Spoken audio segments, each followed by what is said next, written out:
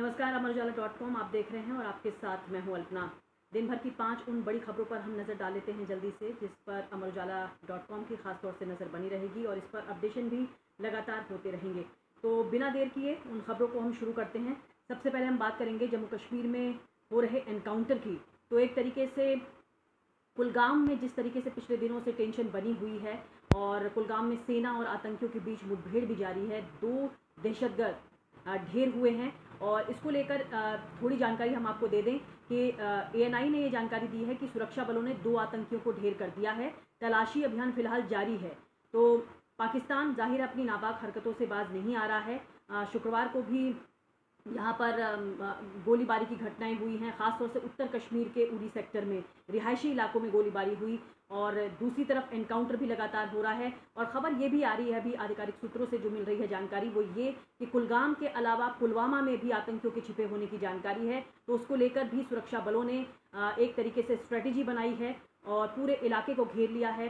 तलाशी अभियान जारी है और उसको लेकर भी अपडेट अमरउजाला.com पर लगातार आती रहेंगी। तो फिलहाल इस खबर से हम आगे बढ़ेंगे। अब बात करेंगे दूसरी खबर है, देश में 3 लाख पार हो गए हैं कोरोना संक्रमित मरीज। तो ये एक बड़ी खबर है इस लिहाज से क्योंकि देश में लगातार सोशल डिस्टेंसिंग की बात की जा रही है। लॉकडाउन जो 5 है उसको अनलॉक का नाम दिया गया है। लोगों को कुछ रियायतें दी गई हैं, कुछ छूट दी गई हैं कि अपने जो कामकाज हैं उसको कामकाज को किस तरीके से सोशल डिस्टेंसिंग के साथ आप निपटाएं। तो इसको लेकर भी ये जानकारी अपने आप में बड़ी हो जाती है कि पूरे देश में 3 लाख के पार कोरोना संक्रमित मरीज हो गए हैं और ये 3 लाख एक बड़ी जानकारी है।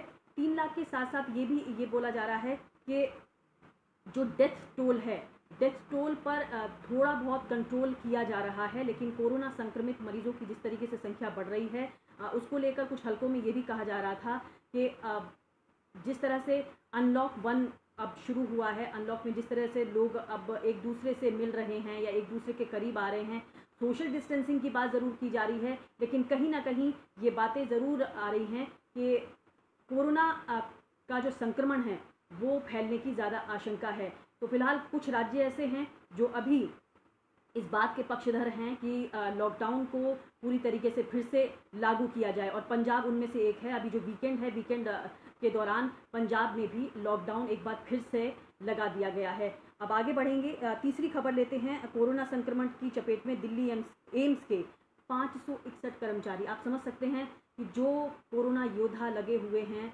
लोगों की देखभाल करने के लिए, उन मरीजों की देखभाल करने के लिए जो कोरोना से संक्रमित हैं, वहाँ से खबर है दिल्ली एम्स के 561 कर्मचारी कोरोना संक्रमण की चपेट में आ गए हैं और इसका सीधा सीधा असर उनके परिजनों पर भी पड़ रहा है। तो खबर है 400 से ज़्यादा परिजन शिकार हुए हैं इस चीज़ के, इस वायरस के। तो इस बाबत भी हम आपको खबर बताते हैं। ये दिल्ली की खबर है, दिल्ली एम्स में।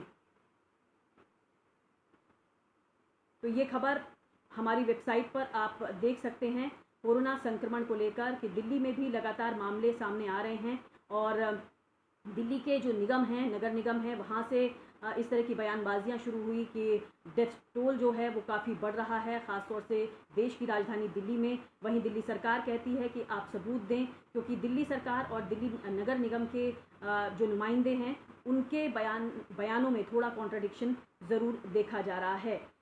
तो ये एक खबर है जहाँ दिल्ली में एम्स में 561 कर्मचारी कोरोना की चपेट में आ गए हैं, 400 से ज़्यादा परिजन भी शिकार हुए हैं इस बात के। तो अब अगली खबर ले लेते हैं, इंडियन मिलिट्री एकेडमी। जी हाँ, इंडियन मिलिट्री एकेडमी का नाम सुनते ही आपको देहरादून की ज़रूर याद आई होगी। पासिंग आउट परेड आज हुई है और ख़ास तौर से सेना अध्यक्ष शामिल हुए हैं रिव्यूइंग ऑफिसर बनकर।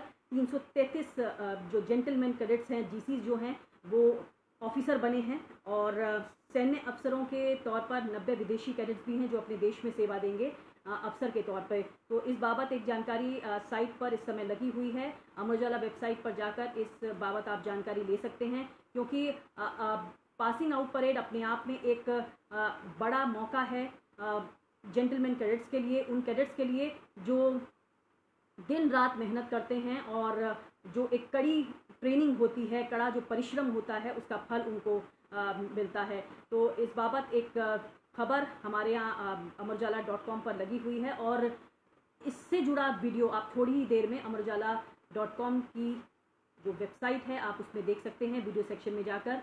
तो इस बाबत ये जानकारी। और आखिरी खबर हम पाकिस्तान से जुड़ी ले लेते हैं। पाकिस्तान को लेकर ये जानकारी मिल रही है कि इमरान सरकार ने रक्षा बजट पेश किया है और ये रक्षा बजट जो है, रक्षा बजट ऐसी हालत में पेश किया गया है जहां कोरोना के जो संक्रमित मरीज हैं उनके इलाज के लिए पैसा नहीं है सरकार के पास, पाकिस्तान सरकार के पास। तो पाकिस्तान में कोरोना वायरस के जो मामले हैं, जो केसेस हैं, लगातार सामने आ रहे हैं। लगभग सभी अस्पतालों की जो हालत है वो बहुत ही बुरी है और ऐसे में रक्षा बजट पेश करना एक बड़ी चुनौती भी है पाकिस्तान सरकार के लिए।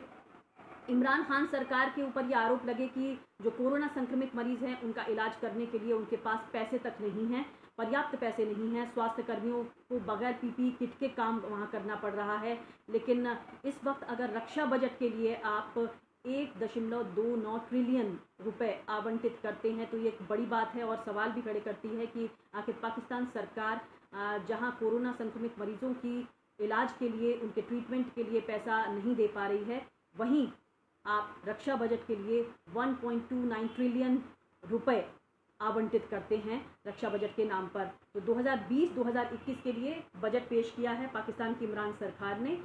रक्षा बजट के लिए जैसा हम बता रहे हैं 1.29 ट्रिलियन रुपए आवंटित करने का प्रस्ताव रखा गया है।